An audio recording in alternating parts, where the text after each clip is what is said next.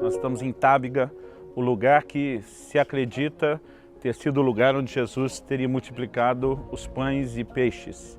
Nesse lugar tem sido venerado por muitos cristãos, dão destaque até a uma certa pedra onde Jesus teria colocado. A nossa ênfase aqui, eu quero insistir nisso, não é exaltar ou identificar os lugares e nem tê-los como santos, mas é lembrar a história, é lembrar o que Jesus fez, considerando que Ele é o mesmo ontem e hoje e será para todo sempre. Ele continua sendo o operador de milagres que foi nessas terras. Não é o lugar, é a história que aqui aconteceu, o lembrete que eu e você temos, a mensagem que nos inspira. Aqui do lado de trás nós temos uma igreja, a igreja heptagonal. Ela foi levantada como uma forma de honrar e venerar o lugar e aqui se prestar.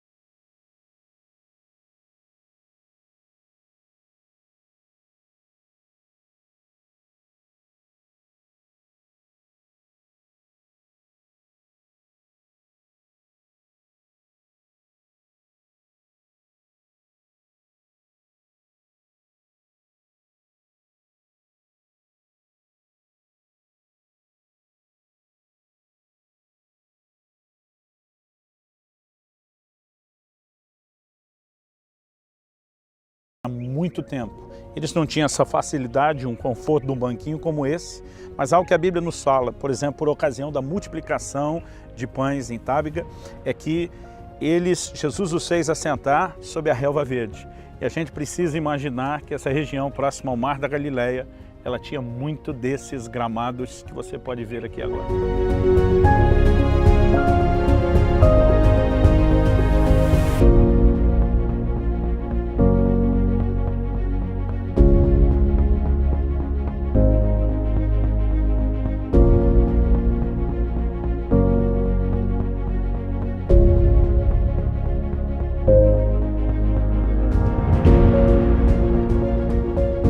Independente de ser ou não o lugar certo e preciso onde aconteceu, algo que a gente pode dizer, se a precisão não é exata, nós estamos muito perto. O cenário não é muito diferente daquilo que o Senhor Jesus teve e lidou. E é emocionante estar num lugar desse. Não acredito que ele seja mais sagrado do que outros, mas nos ajuda a ambientar-nos melhor, com uma consciência talvez mais clara do que era os cenários, as distâncias de onde Jesus falou e aonde ele ensinou.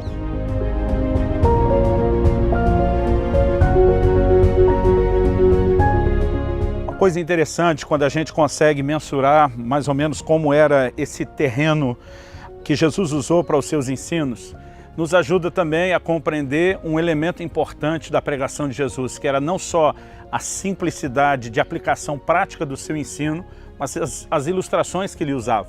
Quando ele dizia, olhe para as aves do céu, ele estava falando de um ambiente onde as pessoas conseguiam ver isso. Quando ele dizia, olhem para os lírios do campo, ele estava num ambiente onde as pessoas conseguiam ver isso. E Jesus conseguia, com uma didática extraordinária, transmitir as verdades do reino de Deus.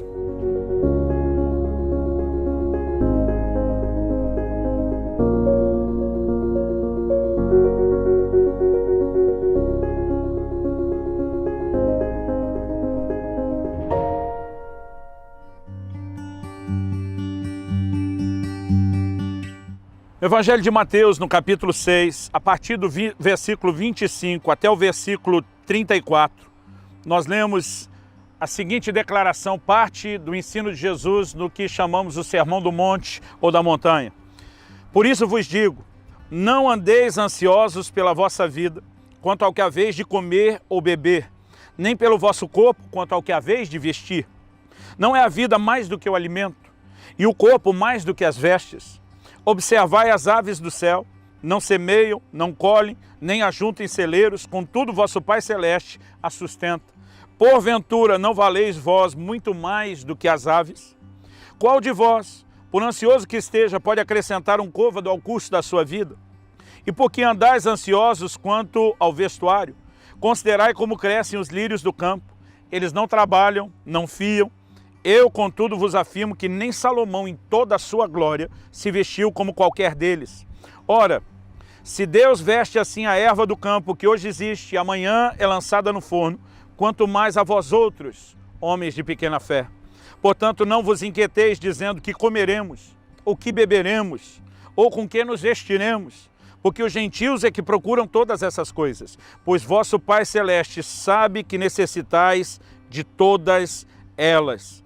Buscai, pois, em primeiro lugar o seu reino e a sua justiça, e todas essas coisas vos serão acrescentadas. Portanto, não vos inquieteis com o dia de amanhã, pois o amanhã trará os seus cuidados. Basta ao dia o seu próprio mal.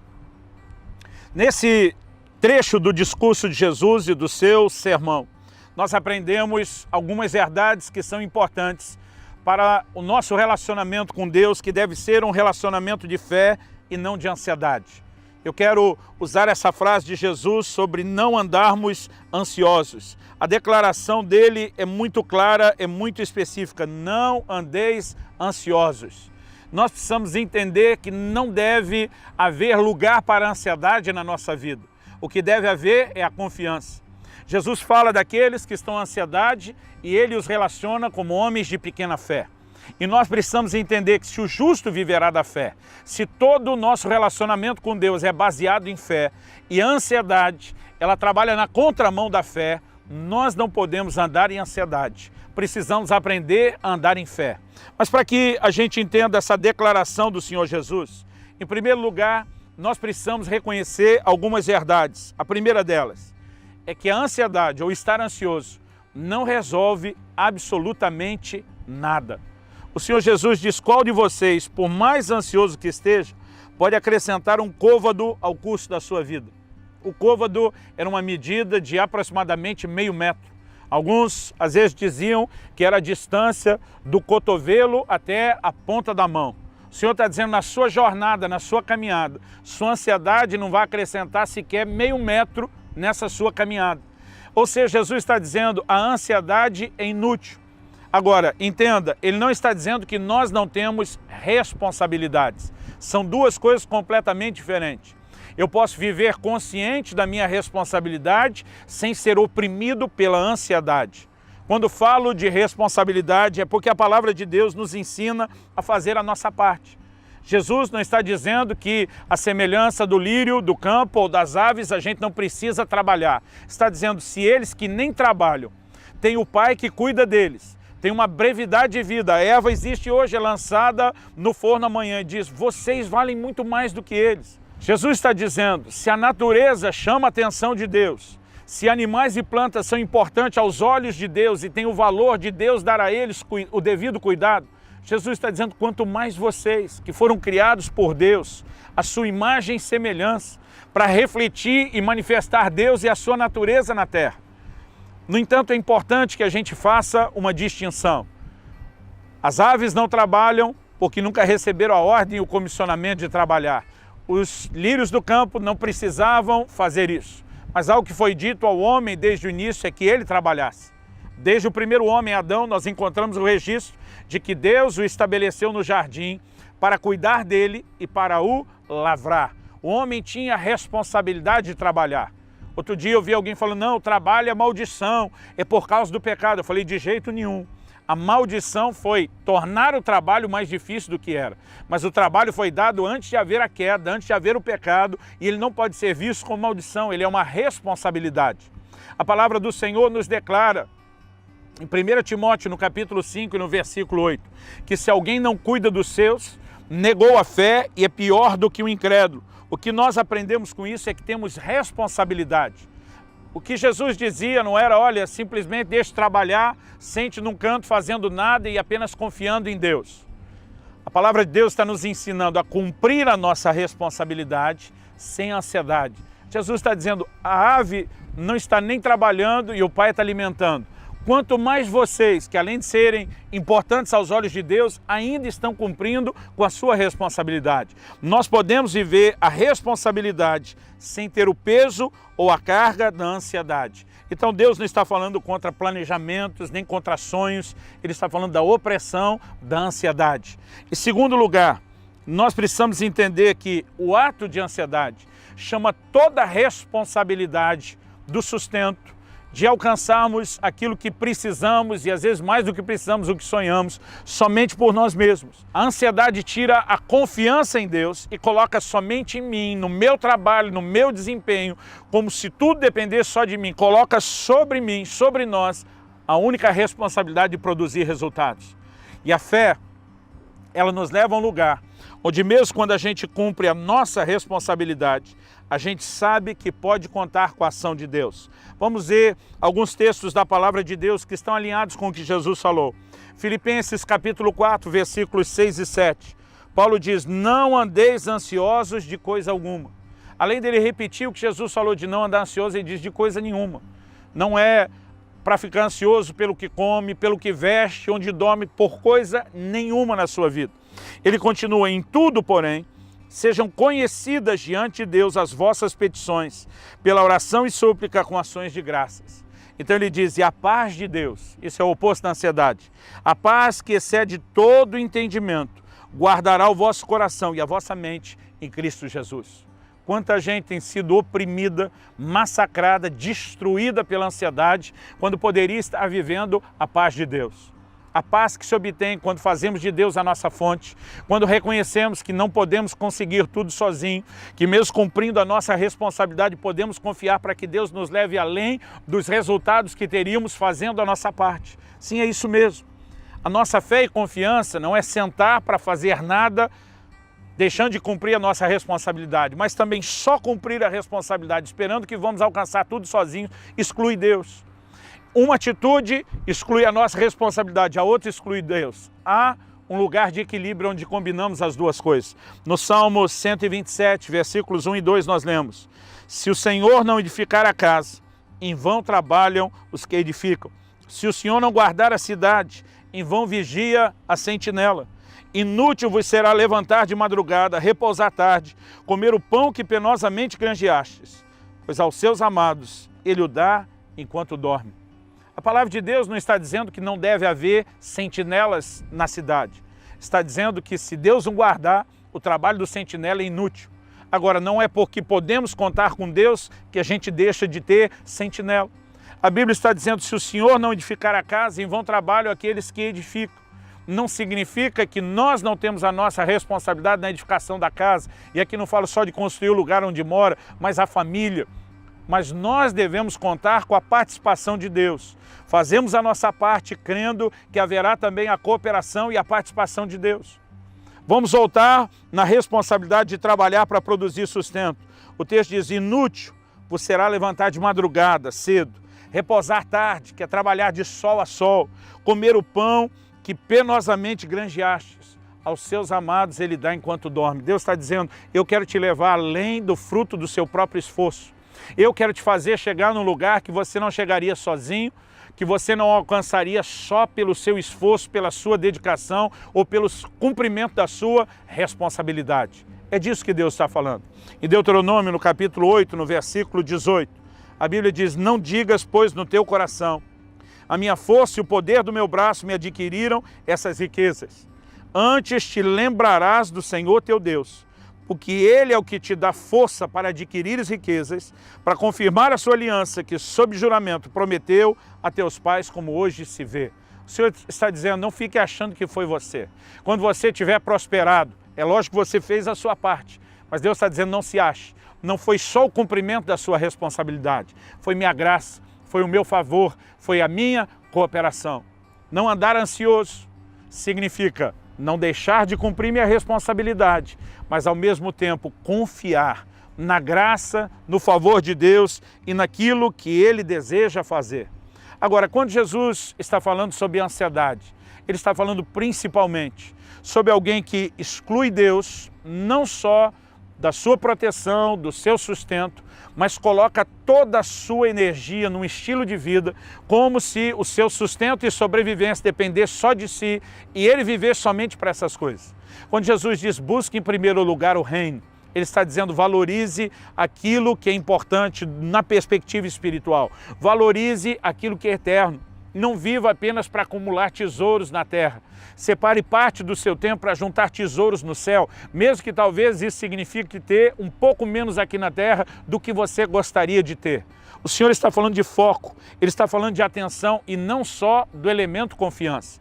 É lógico que a ansiedade é a ausência de confiança. É lógico que a confiança significa ter a paz que excede o entendimento. Eu tenho dado ao longo da minha caminhada passos de fé. Teve momentos onde abri mão de toda e qualquer forma de sustento, dando passos de obediência a comissões que Deus me deu. E eu percebi muita gente à minha volta ficar assustado e preocupado com aquilo que parecia ser uma loucura. E muitas vezes alguns perguntavam, você não tem medo? Eu dizia, olha, tem uma paz que excede o entendimento.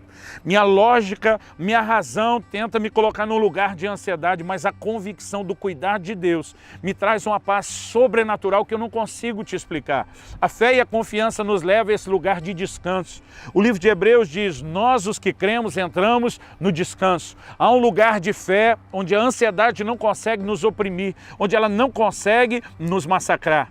E eu e você precisamos entrar nesse lugar de fé.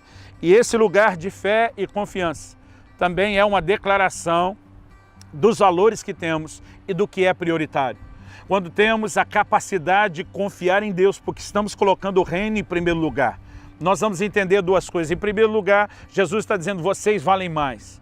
Cada cristão precisa entender o quanto ele é importante para Deus, o quanto ele é amado por Deus, o quanto ele é valorizado por Deus, o quanto Deus se importa com cada um de nós e com a forma como vivemos. Mas nós também precisamos nos importar com Deus. Nós precisamos agir e colocar Deus e o seu reino em primeiro lugar, dizendo não há nada mais importante para mim do que viver Deus, do que viver o estabelecimento do reino de Deus, de cooperar com o reino de Deus. Aqui Jesus está falando do outro lado da moeda. Não é só aquela onde nós somos valorizados, mas é aquela onde nós também valorizamos Deus e o reino, dizendo eu concentro forças e energia sem medo de que a minha dedicação a Deus e o reino vá fazer com que me falte qualquer outra coisa. Quando Jesus diz, busque em primeiro lugar o reino de Deus e a sua justiça, e as demais coisas vos serão acrescentadas. Eu gosto de usar uma frase, que quando a prioridade é o reino, o resto vem a reboque. Há coisas que o Senhor simplesmente vai nos acrescentar. Eu tenho vivido na minha vida, na história da minha família, esses acréscimos. Eu tenho vivido intervenções de Deus. Eu tenho vivido a bênção e o favor de Deus me levando a ter, alcançar e usufruir coisas que talvez eu nunca teria conseguido se me dedicar só a isso. Mas enquanto cuidava dos interesses dele, eu pude ver em contrapartida Deus também cuidando dos meus interesses. Nós precisamos entrar nesse lugar de fé e de confiança. A palavra de Deus diz no livro de Isaías, eu quero encerrar essa meditação com esse texto. No capítulo 26 do livro de Isaías, nós lemos nos versículos 3 e 4 a seguinte declaração. Tu, Senhor, conservarás em perfeita paz aquele cujo propósito é firme, porque ele confia em ti. Confiai no Senhor perpetuamente, porque o Senhor Deus é uma rocha eterna. O versículo 5 continua a mensagem, mas até o 4 nós temos uma mensagem de que há uma confiança em Deus que nos coloca numa rocha, num lugar estável, no lugar onde estamos guardados e protegidos. E o versículo 3 diz que o Senhor conservará em perfeita paz. Assim como Paulo diz, e a paz de Deus que excede todo o vosso entendimento vai se manifestar, depois que em vez de você ficar ansioso, foi a Deus em oração e confiança. Aqui também, Deus está relacionando uma paz que se manifesta para aquele cujo propósito é firme. A determinação de amar a Deus, de obedecê-lo, de fazer de Deus e do seu reino a prioridade. Quando temos essa firmeza de propósito e confiança, então seremos guardados em paz em vez de ser massacrados pela ansiedade.